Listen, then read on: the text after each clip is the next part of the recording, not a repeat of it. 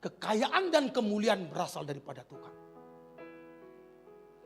Daud ini sedang menceritakan pengalaman hidupnya bersama Tuhan. Pak, dengar. Daud tidak pernah terpikir suatu hari jadi raja, punya kekuasaan. Daud gak pernah terpikir suatu hari nanti dia punya banyak harta. Daud gak pernah terpikir suatu hari nanti ternyata nama Daud masuk dalam silsilah garis keturunan untuk melahirkan Yesus, menghadirkan Yesus di bumi. Gak pernah. Yang Daud tahu cuma satu. Apa itu? Menyenangkan hati Tuhan. Bermain kecapi. Dia menyembah Tuhan sambil menjaga 3 ekor kambing domba siap. Domba bapaknya bukan punya dia. Berarti kalau anak ada 8. Berarti kalau domba ada 3. Harusnya yang menjaga itu berapa orang? 8-8-nya. Kan gitu kan? Kalau di rumah bapak ibu nih. Anakmu ada 3 pak. Terus yang nyuci piring. Bergantian gak?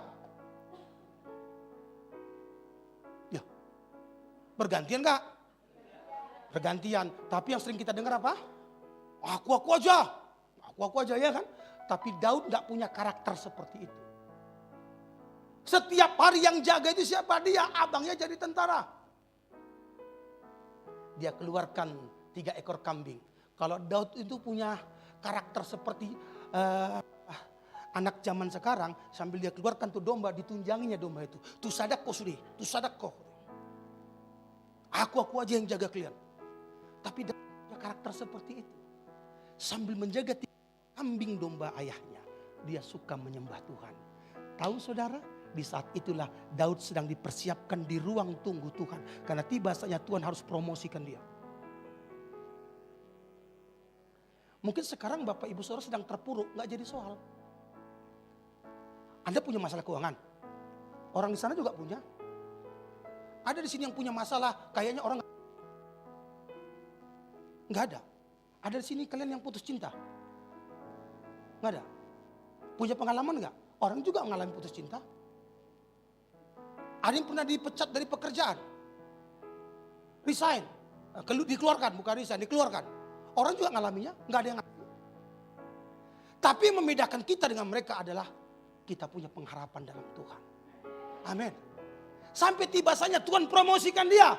Jumpalah dengan Goliat. Sejak saat itu nama Daud dikenal. Nah, Daud bilang begini, kekayaan kemuliaan daripada Tuhan. Dan dia mengalami kekayaan dan dia mengalami kekuasaan itu.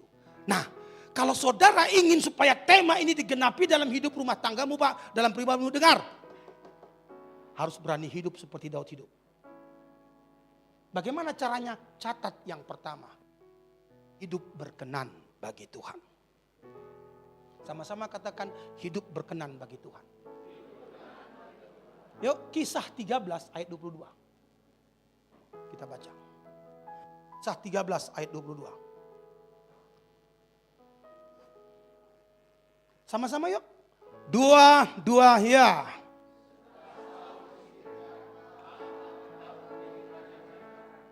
Tentang Daud telah menyatakan, aku telah mendapat Daud bin Isai, seorang yang dan melakukan segala kehendakku. Yang ngomong ini Tuhan.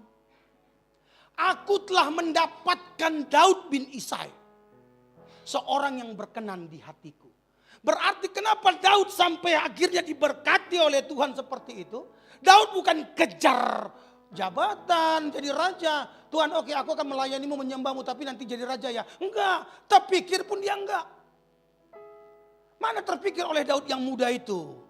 Suatu saat nanti nama dia masuk dalam silsilah garis keturunan untuk menghadirkan Yesus di bumi. Sehingga sering kita bilang Yesus anak Daud. Gak ada. Yang dia tahu apa? Bagaimana hidupku berkenan bagi Tuhan. Itu yang dikejar Bapak Ibu. Sudah menikah? Belum. Hidupmu berkenan pada Tuhan. Jodohmu sudah ada sebenarnya. Percayalah. Oh udah pacaran? Udah teman? Udah ada temannya? Terus. Tapi doakan juga. Memang itu atau enggak kan gitu. Oh ini Pak Pendeta mau goyang apa gimana? Bisa aja enggak kan? Doakan. Apalagi kalau di hati kau agak ragu nih. Nah, makin naikkan sama Tuhan. Tuhan, karena Tuhan pasti gak izinkan kau dapat yang gak bagus. Kau hidupmu berkenan pada Tuhan kasih nanti yang benar-benar pria yang berkenan bagi dia juga. Amin ya. Nah gitu. Ya. Kerja-kerja yang benar, jangan korupsi. Walaupun memang gaji Anda gak cukup, gak apa-apa. Tuhan bisa ubah batu jadi roti.